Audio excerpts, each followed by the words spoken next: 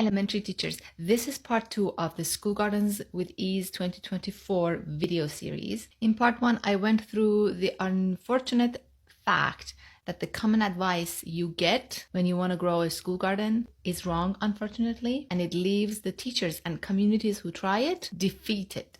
These are the steps this common advice tells you to do.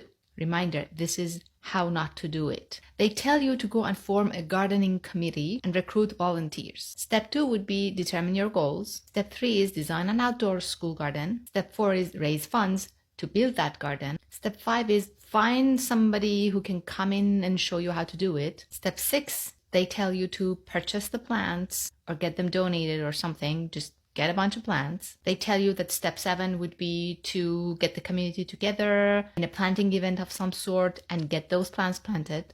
And then they tell you to arrange for those plants to get watered by the students, teachers, administrators, custodians, parent volunteers. Just get a schedule together, put people together so that they can volunteer and get this garden watered, weeded, and maintained. And after all that hard work, at the end, all of a sudden, everybody's like, oops, but what about the students? Wasn't this supposed to be some sort of education for them? We did everything. We arranged everything. We bought everything. And we planted everything. Yes, maybe the students were there when we planted them.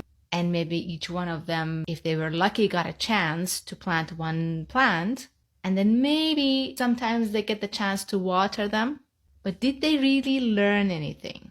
And this is the best case scenario. We're assuming this garden is flourishing, which in most cases, it won't. Now, every one of these steps that the common advice tells you to follow is either not necessary or it's done in the wrong order. Now, I explain the reason behind why this approach is wrong in detail, and I also give you my 2-phase plan that helps you easily grow a school garden that's utilized for years to come in the School Gardens with Ease 2024 free 60-minute webinar for elementary teachers that's only available until the end of January. You can go and grab your spot there because I give you handouts, all the step-by-step.